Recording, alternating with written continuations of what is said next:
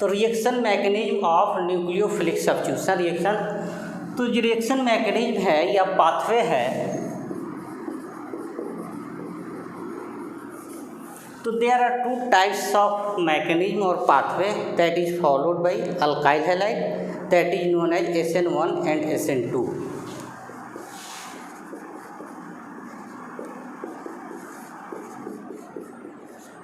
जो SN1 है, 1 stand for unimolecular या first order, N is nucleophilic, S is substitution, that is unimolecular nucleophilic substitution reaction.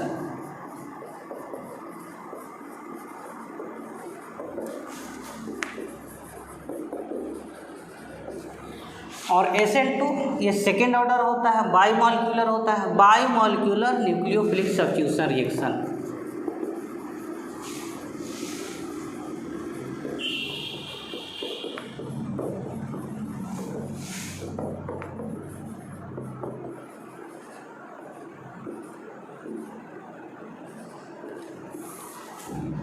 तो 1 by 1 हम लोग देखेंगे कि जो SN1 पाथवे है या SN2 पाथवे है रिएक्शन मैकेनिज्म में कैसे फॉलो करता है।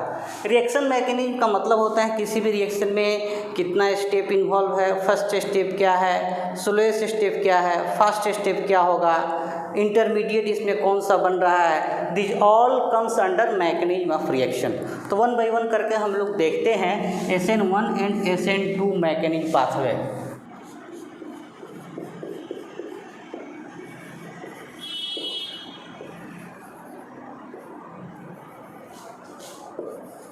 तो जो SN1 पाथवे है ये टर्सरी अल्काइल हैलाइड या सेकेंडरी अल्काइल हैलाइड के द्वारा फॉलो किया जाता है। It is followed bye 3 degree और 2 डिग्री अल्काइल हैलाइड। हम लोग एग्जाम्पल लेते हैं।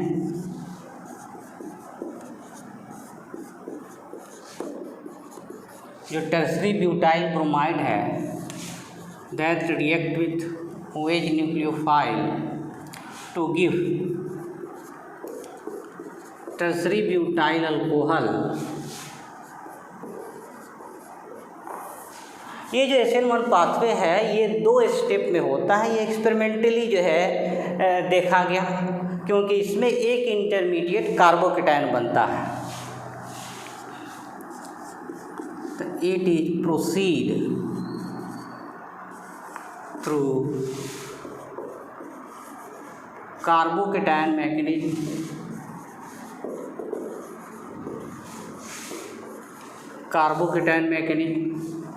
in 2 step।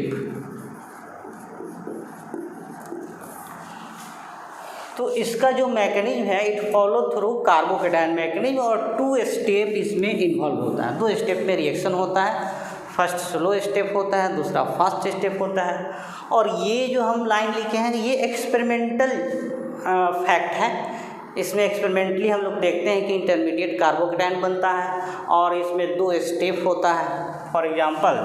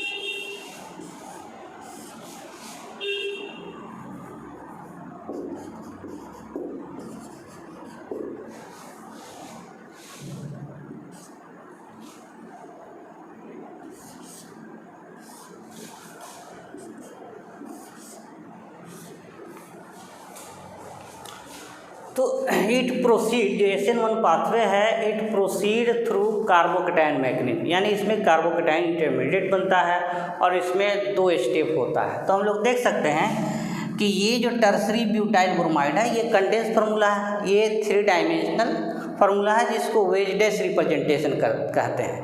तो वेज डैश फार्मूला के द्वारा रिएक्शन मैकेनिज्म को हम लोग बेटर विजुअलाइज कर सकते हैं, क्योंकि इसमें इसके स्टेरियो केमिस्ट्री, स्टेरियो आइसोमर को भी हम लोग समझ सकते हैं, डिस्कस कर सकते हैं। तो ये रिएक्शन 2 स्टेप में प्रोसीड करता है। That is the first step, जो कि स्लो स्टेप होता है, रेट डिटरमाइनिंग स्टेप होता है। This is the second step. तो जो फर्स्ट स्टेप है, इसमें कार्बन ब्रोमीन का क्लीवेज होता है, हेट्रोलाइटिक क्लीवेज होता है, क्योंकि वाटर सॉल्वेंट, यहाँ वाटर एज ए सॉल्वेंट भी प्रेजेंट रहता है।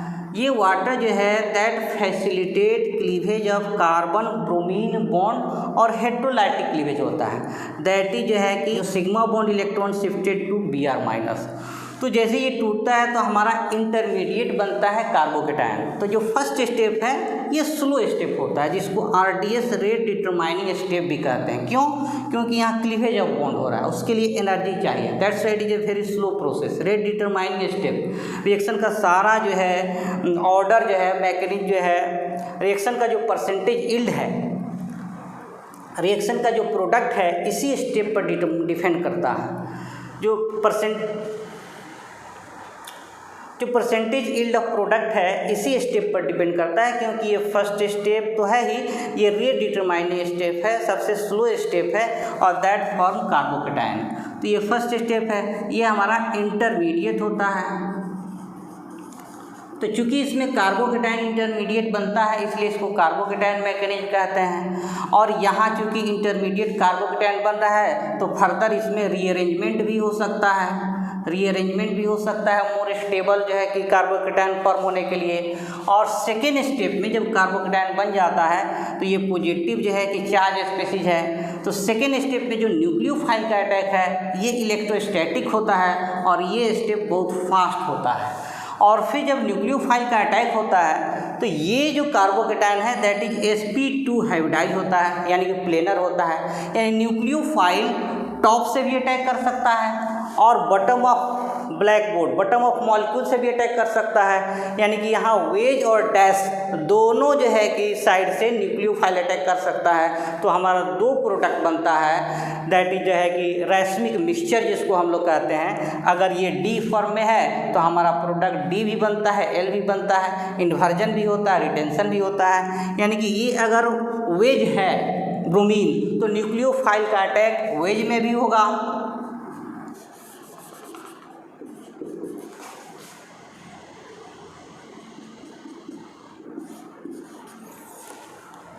तो हम लोग देख सकते हैं कि चूंकि ये प्लेनर स्पीशीज होता है, तो न्यूक्लियोफाइल जब टॉप से अटैक करेगा, that is the nucleophile wedge जो है वेज में आएगा, दैट इज। अगर न्यूक्लियोफाइल बैक साइड से अटैक करेगा, तो that occupied dash.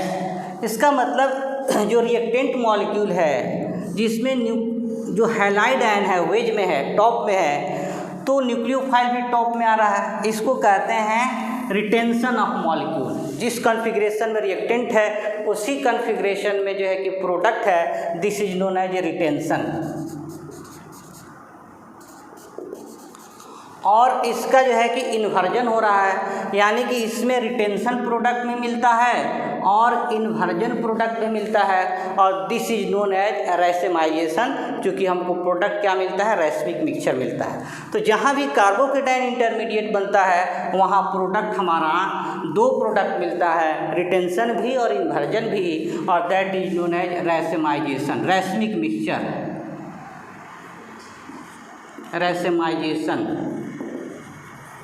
रैस्मिक mixture product मिलता है।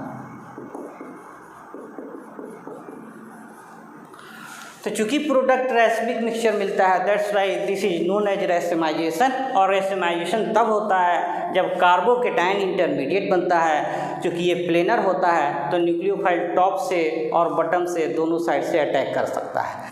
नेक्स्ट जो SN2 पाथवे है या SN2 मैकेनिज्म है,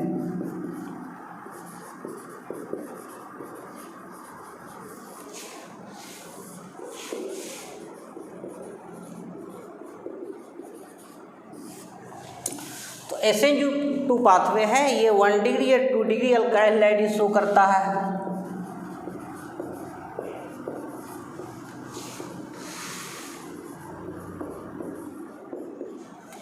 और एक्सपेरिमेंटली देखा गया कि इसमें कोई इंटरमीडिएट नहीं बनता है। It is go through highly energetic highly unstable transition state, no intermediate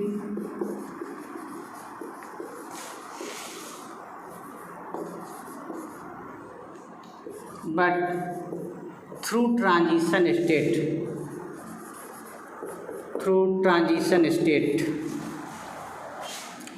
और इस रिएक्शन में केवल एक ही प्रोडक्ट बनता है और दैट इज इन्वर्जन प्रोडक्ट, जिसमें स्टेरिया आइसोमर D से L या R से S होता है। तो देयर इज इन्वर्जन, या इसी को वाल्डेन इन्वर्जन के नाम से जानते हैं।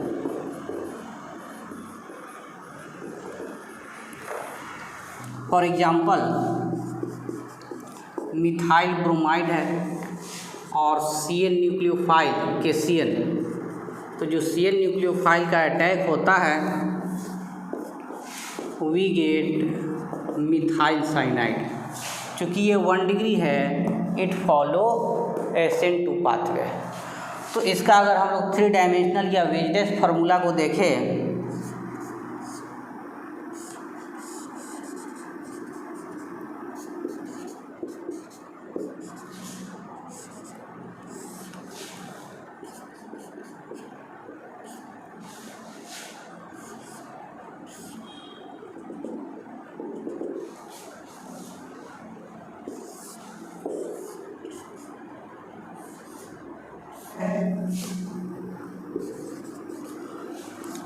तो एग्जाम्पल की हम लोग बात करते हैं कि ये हमारा 1 डिग्री हैलाइड है, ब्रोमाइड है, और इसी का ये 3 डायमेंशनल स्ट्रक्चर है, दैट इज वेज फार्मूला, जिसमें ब्रोमीन जो है वेज अपवार्ड डायरेक्शन में है।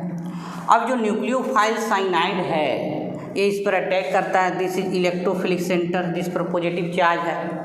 तो न्यूक्लियोफाइल जब भी अटैक करेगा, क्योंकि ये लोन पेयर है, इस पर भी ये भी न्यूक्लियोफिलिक सेंटर होता है, तो CN माइनस इसमें जो है एक रिपल्सन होगा। इसलिए न्यूक्लियोफाइल कभी भी इस डायरेक्शन से अटैक नहीं कर सकता, क्योंकि निगेटिव चार्ज में रिपल्सन होगा, निगेटिव लोन पेयर में रिपल्सन होगा। अब न्यूक्लियोफाइल जो है कि उस डायरेक्शन से अप्रोच करेगा जहाँ मिनिमम रिपल्सन हो, that is back of bromine. इस डायरेक्शन में न्यूक्लियोफाइल का अटैक होता है, अपोजिट टू ब्रोमीन इस डायरेक्शन से न्यूक्लियोफाइल अटैक करता है। तो जो न्यूक्लियोफाइल का अटैक है या अट्रैक्शन है इलेक्ट्रोफिलिक सेंटर से, that leads to process of bond formation. तो जो बॉन्ड फॉर्मेशन होता है और बॉन्ड ब्रेकिंग होता है, दोनों टेक्स प्लेस साइमल्टेनियसली, एक साथ साथ होता है।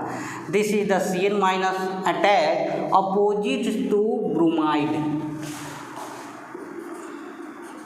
ब्रोमीन के जस्ट अपोजिट डायरेक्शन से साइनाइड का अटैक होता है, और फिर जब बॉन्ड बनता है तो that goes to dash form.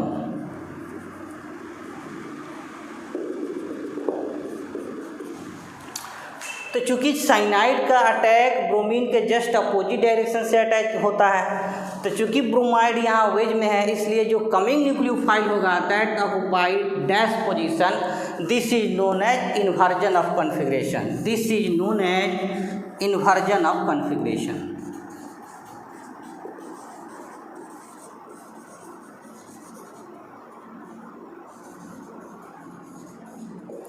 तो इसी को हम लोग इन्वर्जन ऑफ कॉन्फिगरेशन या वाल्डेन इन्वर्जन के नाम से हम लोग जानते हैं। अब ये जो रिएक्शन है, this is known as transition state. जो साइनाइड का अटैक होता है, this is known as transition state. इसमें कोई इंटरमीडिएट नहीं बनता है, बल्कि ट्रांजिशन स्टेट के थ्रू जाता है। ये स्टेट जो होता है हाईली एनर्जेटिक होता है, अनस्टेबल होता है, इसको आइसोलेट नहीं कर सकते हैं। तो अब हम लोग टेबुलर फॉर्म में SN1 और SN2 पाथवे के बीच में डिफरेंस को एक साथ जो है कि डिनोट कर सकते हैं। डिफरेंस बिटवीन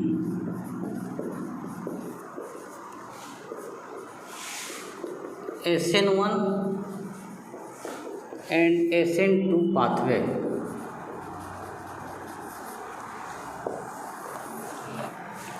तो जो SN1 पाथवे है, जो कार्बोकेटायन मैकेनिज्म से जाता है, it is followed by 2 degree 3 degree halide. it is followed by 3 degree and 2 degree alkyl halide, जबकि SN2 pathway 1 degree and 2 degree alkyl halide, यानी 2 डिग्री अल्काइल हैलाइड दोनों में कॉमन है। यानी 2 डिग्री अल्काइल हैलाइड अगर है तो SN1 पाथवे से भी जा सकता है, कार्बोकेटायन मैकेनिज्म से भी जा सकता है, ट्रांजिशन स्टेट से भी जा सकता है। 50-50 chances there is carbocation intermediate.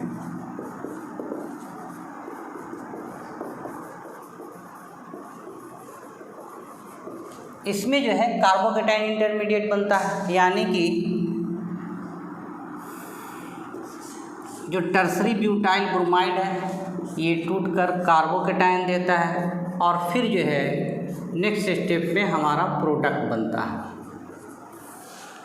तो इसमें कार्बोकेटायन इंटरमीडिएट जो है कि बनता है। तो ये जो इंटरमीडिएट है ये स्टेबल होता है, इसको आइसोलेट कर सकते हैं, स्टडी कर सकते हैं। इसलिए यहाँ टोटल 2 स्टेप हो जाता है। ये फर्स्ट स्टेप हो जाता है, ये सेकेंड स्टेप हो जाता है। फर्स्ट स्टेप चूँकि ब्रेकिंग ऑफ बॉन्ड है तो स्लो होता है, रेट डिटरमाइनिंग स्टेप होता है, ये फास्ट होता है।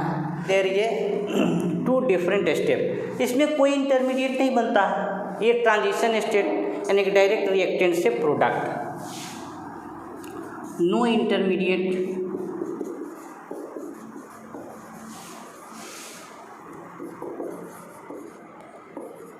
But through transition state.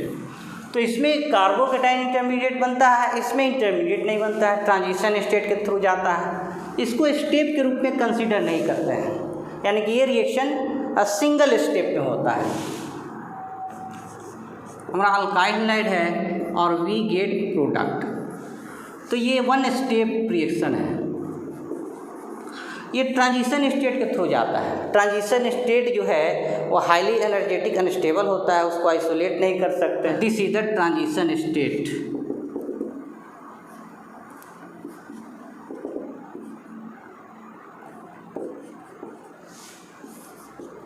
तो ये it not consider as a step, this is the transition state, highly unstable होता है। It takes place in 2 step, जबकि ये 1 स्टेप होता है। नेक्स्ट जो डिफरेंस है कि इसके लिए पोलर सॉल्वेंट जैसे वाटर जो है सूटेबल होता है, क्योंकि पोलर सॉल्वेंट इस कार्बोकेटायन को स्टेबल करता है, जबकि इसमें जो है कि पोलर सॉल्वेंट लेकिन एप्रोटिक पोलर सॉल्वेंट की ज़रूरत होती है। तो जो नेक्स्ट डिफरेंस है सॉल्वेंट के रूप में हम लोग देख सकते हैं।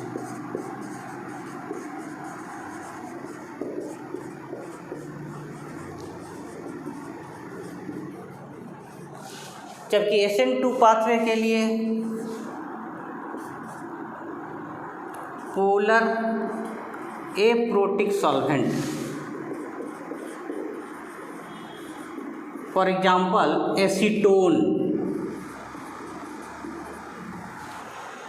तो SN1 पाथवे चूँकि कार्बोकेटायन इंटरमीडिएट से जाता है, कार्बोकेटायन इंटरमीडिएट फॉर्म होता है, इसलिए इसमें 2 प्रोडक्ट बनता है, इन्वर्जन और रिटेंशन, दैट इज रैसेमाइजेशन। जबकि इसमें एक ही प्रोडक्ट बनता है थ्रू इन्वर्जन। तो इसमें जो है रैसमिक मिक्सचर मिलता है, रैसमिक मिक्सचर मिलता है, that is retention product plus inversion product, that is known as रैसेमाइजेशन।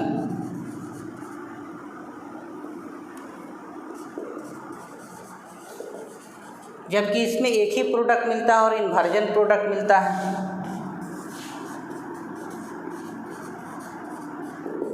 Inversion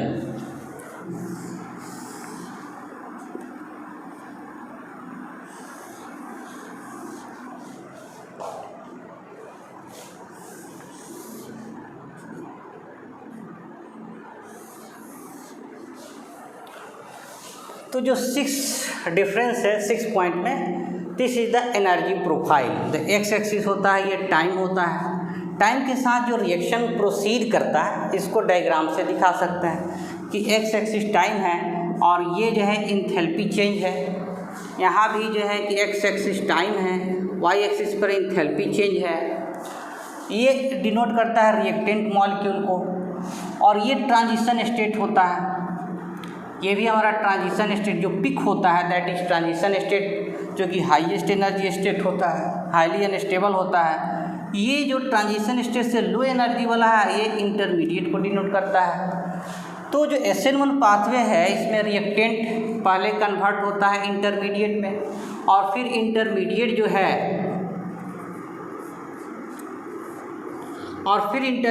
है प्रोडक्ट बनाता है। ये फर्स्ट स्टेप हो गया हमारा, ये सेकेंड स्टेप हो गया। इंटरमीडिएट का भी एनर्जी जो है ट्रांजिशन स्टेट से कम है, ये भी स्लाइटली स्टेबल होता है, जिसको आइसोलेट कर सकते हैं, स्टडी कर सकते हैं। तो ये 2 स्टेप में होता है, first formation of intermediate, then reactant. और जो एनर्जी है ये हमारा प्रोडक्ट होता है, इंटरमीडिएट कन्वर्टेड टू प्रोडक्ट। लेकिन ये एनर्जी, ये हमारा प्रोडक्ट होता है, इंटरमीडिएट कन्वर्टेड टू प्रोडक्ट। यानी कि एनर्जी के ऑर्डर के रूप में अगर देखें तो सबसे ज़्यादा जो है, सबसे लिस्ट एनर्जी प्रोडक्ट का होता है इस ग्राफ के हिसाब से। प्रोडक्ट के बाद जो है इससे ज़्यादा एनर्जी रिएक्टेंट का है, और फिर जो है कि इंटरमीडिएट, और फिर ट्रांजिशन स्टेट। 2 ट्रांजिशन स्टेट है। तो ये एनर्जी प्रोफाइल है, इसमें हमारा रिएक्टेंट है और प्रोडक्ट मिलता है। तो रिएक्टेंट से डायरेक्ट जो है कि प्रोडक्ट मिलता है थ्रू ट्रांजिशन स्टेट। यहाँ सिंगल स्टेप का रिएक्शन होता है। तो this is energy profile of SN1 pathway, this is energy profile of SN2 pathway. अच्छा, इसके बारे में जो ग्राफ है, इसके बारे में बहुत ज़्यादा जो है कि, तो ये जो ग्राफ है ये सिंपल रिप्रेजेंटेशन है कि टाइम के साथ जो है रिएक्टेंट मॉलिक्यूल का एनर्जी कैसे चेंज होता है। एक्चुअली एक्सपेरिमेंटल होता है, लेकिन हम लोग को बस ये ध्यान रखना है कि इसमें 2 स्टेप होता है। एक इंटरमीडिएट बनता है जिसका एनर्जी, ये रिएक्टेंट का एनर्जी है, ये प्रोडक्ट का एनर्जी लेवल है, ये इंटरमीडिएट का एनर्जी लेवल है। तो किसी रिएक्शन में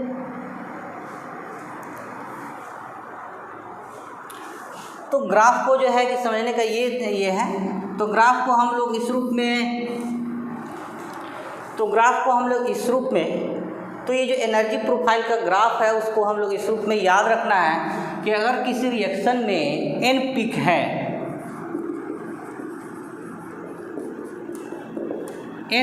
जो कि ट्रांजिशन स्टेट को डिनोट करता है, तो उसमें जो है n-1 स्टेप होगा। अगर n पिक है तो n-1 स्टेप होगा। फॉर एग्जांपल ये ग्राफ हम लोग देख सकते हैं। तो ग्राफ को बस इतना ही पढ़ना है कि इसमें पिक कितना है। तो इसमें टोटल नंबर ऑफ पिक 1 2 3, तो 3 पिक है, तो इसमें 3 ट्रांजिशन स्टेट हो गया। और कितना स्टेप होगा, तो 2 स्टेप, n-1 इसमें 2 स्टेप होगा, यानी 2 इंटरमीडिएट बनेगा, एक यहाँ और एक ये I1 ये I2, 2 इंटरमीडिएट बनेगा। तो 3 ट्रांजिशन स्टेट है, 2 स्टेप है, यानी कि रिएक्टेंट पहले I1 इंटरमीडिएट बनाएगा, फिर ये चेंज होगा I2 इंटरमीडिएट में, और फिर प्रोडक्ट बनेगा। तो ग्राफ पे बस हम लोग को पिक देखना है कि अगर n पिक होगा तो n ट्रांजिशन स्टेट होगा, और n-1 उसमें स्टेप होता है। बस ग्राफ से हम लोग इतना समझ सकते हैं। जो नेक्स्ट डिफरेंस है 7 नंबर,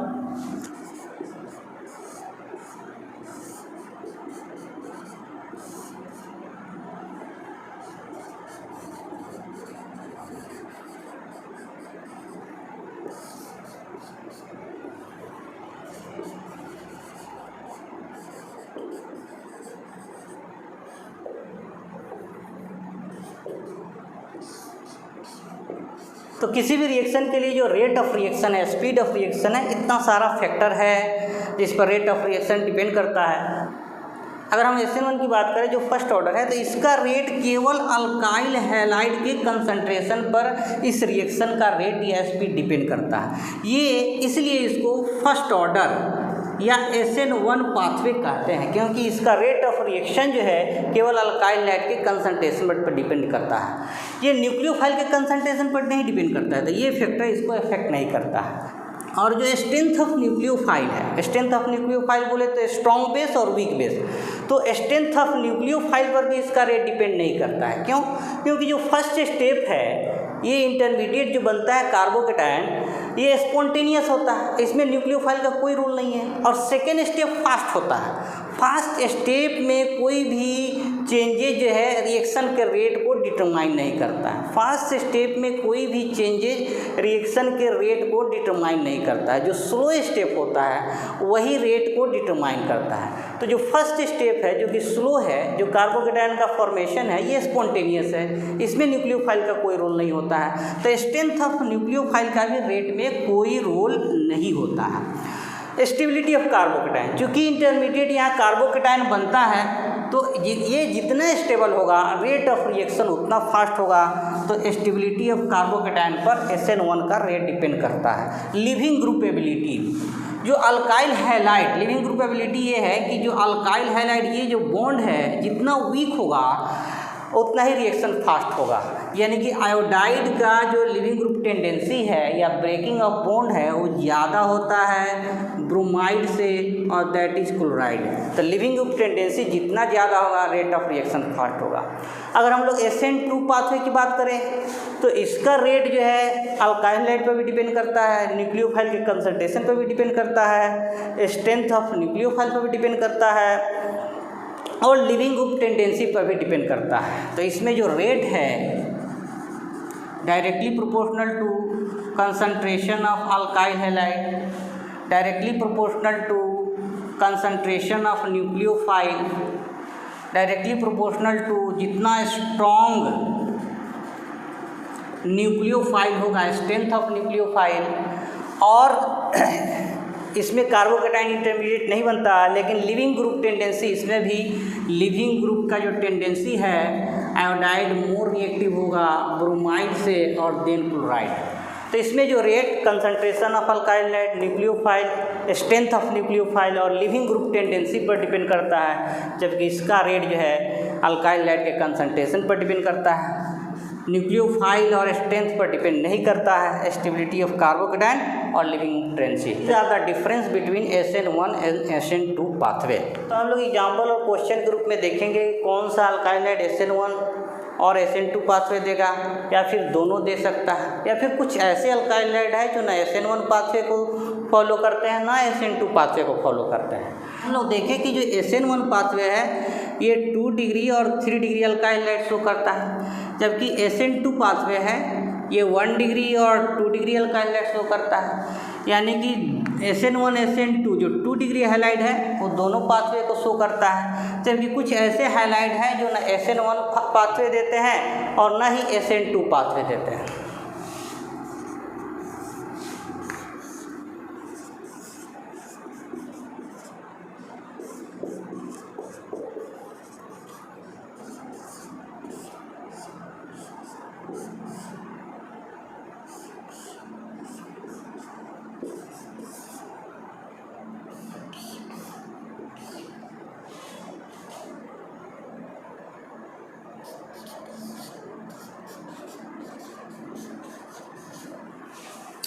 तो ये 10 एग्जाम्पल है जिसमें हम लोग आइडेंटिफाई करेंगे कि कौन alkyl halide SN1 pathway, SN2 pathway या बोथ या नन पाथवे को फॉलो करता है। तो देखिए कुछ अल्काइल हैलाइड हैं जो अल्काइल हैलाइड होते हुए ना तो SN1 पाथवे को फॉलो करते हैं ना SN2 पाथवे को फॉलो करते हैं, जिसमें 3 प्रोमिनेंट एग्जाम्पल हैं। 6 और 7 और 8 की बात करें तो ये तो हैलाइड है, क्लोरोबेंजीन, विनाइल क्लोराइड, ये बाईसाइक्लोहैलाइड, ये 3 ऐसे हैलाइड हैं जो कि ना तो SN1 पाथवे फॉलो करते हैं ना SN2 पाथवे फॉलो करते हैं। ऐसा क्यों? तो यहाँ रेजोनेंस के कारण ये जो कार्बन क्लोरीन बॉन्ड है that is partial double bond, यानी कि this is stronger than single bond. ये भी रेजोनेंस के कारण lone pair single bond double bond, resonance के कारण ये पार्शियल डबल बॉन्ड होता है। तो रेजोनेंस के कारण ये पार्शियल डबल बॉन्ड होता है that is stronger than single bond, that's why there is no cleavage, और इसलिए ये न तो SN1 पाथवे देता है और न ही SN2 पाथवे फॉलो करता है। इसका भी कार्बोकेटायन अनस्टेबल होता है। तो ये जो बाईसाइक्लोहाइलाइड है ये भी जो है SN1 SN2 पाथवे को नहीं देता है, करता है, या लिस्ट रिएक्टिव कहते हैं, least reactive towards nucleophilic substitution.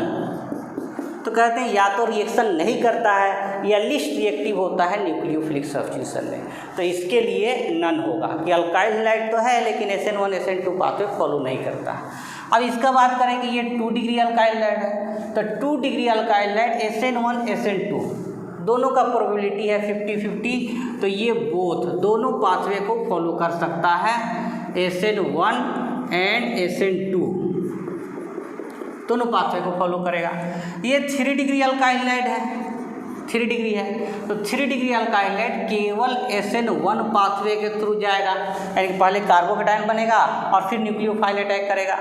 इसके मैकेनिज्म की बात करें तो ये 1 डिग्री अल्काइल हैलाइड है, तो ये exclusively 1 degree alkyl halide SN2 pathway को फॉलो करेगा। ये 1 डिग्री है, नियोपेंटाइल ब्रोमाइड 1 डिग्री है, लेकिन बल्गी ग्रुप होने के कारण न्यूक्लियोफाइल बैक साइड से अटैक नहीं कर सकता है, इसलिए ये 1 डिग्री होते हुए भी ये हमारा SN1 पाथवे को फॉलो करता है, इसलिए ये पहले टूटकर कार्बोकेटायन देता है और 1 डिग्री अल्काइल हैलाइड होते हुए भी ये SN1 पाथवे को फॉलो करता है। देखिए 5th नंबर एग्जाम्पल इसी तरह का है कुछ कि ये भी 1 डिग्री अल्काइल हैलाइड है, क्योंकि ये कार्बन 1 डिग्री है तो 1 डिग्री अल्काइल हैलाइड है, लेकिन फिर भी ये SN1 पाथवे को फॉलो करता है। ऐसा क्यों? क्योंकि इसका कार्बोकेटायन रेजोनेंस स्टेबलाइज होता है, तो इसलिए ये कार्बोकेटायन मैकेनिज्म को प्रीफर करता है, कार्बोकेटायन मैकेनिज्म को फॉलो करेगा, दैट इज SN1 पाथवे। तो 1 डिग्री होते हुए भी ये SN1 पाथवे जाता है, SN2 नहीं जाता है, क्योंकि इसका कार्बोकेटायन रेजोनेंस स्टेबल है। 9 नंबर जो एग्जाम्पल है दैट इज एलाइल हैलाइड, इसका भी कार्बोकेटायन रेजोनेंस स्टेबल है, तो ये भी 1 डिग्री होते हुए भी ये भी SN1 पाथवे को प्रीफर करता है, क्योंकि इसका भी कार्बोकेटायन जो बनेगा वो रेजोनेंस स्टेबल होगा। और 10th जो है 1 डिग्री हैलाइड है, तो ये SN2 पाथवे को फॉलो करता है। Rate of SN1 SN2 pathway की अगर बात करें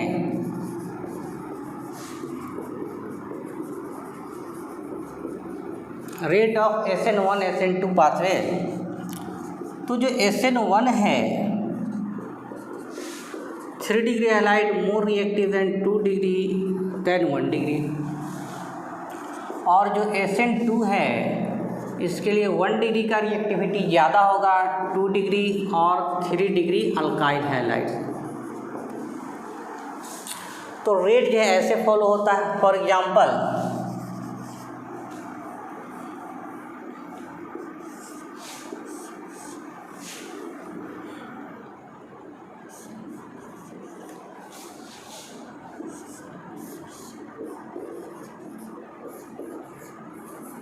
ये 1 डिग्री है नॉर्मल प्रोपाइल ब्रोमाइड, ये 2 डिग्री है आइसोप्रोपाइल ब्रोमाइड। अगर हम लोग जो है SN2 पाथवे की बात करेंगे तो 1 डिग्री अल्काइल हैलाइड ज़्यादा रिएक्टिव होता है 2 डिग्री से। अगर जो है कि हम लोग SN1 की बात करें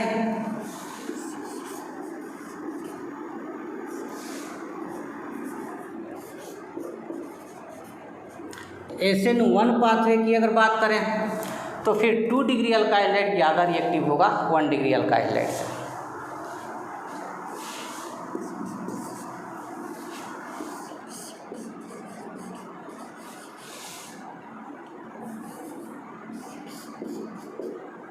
ये 1 डिग्री है इथाइल ब्रोमाइड, ये भी 1 डिग्री है इथाइल आयोडाइड, लेकिन SN2 पाथवे में मोर रिएक्टिव कौन होगा? तो SN2 पाथवे में ये ज़्यादा रिएक्टिव होता है, क्योंकि इसका लिविंग ग्रुप टेंडेंसी ज़्यादा होता है। लिविंग ग्रुप टेंडेंसी किसका ज़्यादा होता है? जो वीक बेस होता है, तो आयोडाइड का ज़्यादा होता है ब्रोमाइड से और क्लोराइड से। तो लिविंग ग्रुप जो टेंडेंसी है जो वीक बेस होता है या लार्ज साइज एनायन होता है उसका लिविंग ग्रुप टेंडेंसी ज़्यादा होता है, इसलिए ये ज़्यादा रिएक्टिव होगा 1 डिग्री ब्रोमाइड से। तो इस प्रकार हम लोग rate of SN1 SN2 reaction की बात कर सकते हैं। आज हम लोग बात किए chemical properties of alkyl halide, जिसमें nucleophilic substitution reaction of alkyl halide, that is next lecture में हम लोग बात करेंगे elimination reaction and reaction with metal. Thank you.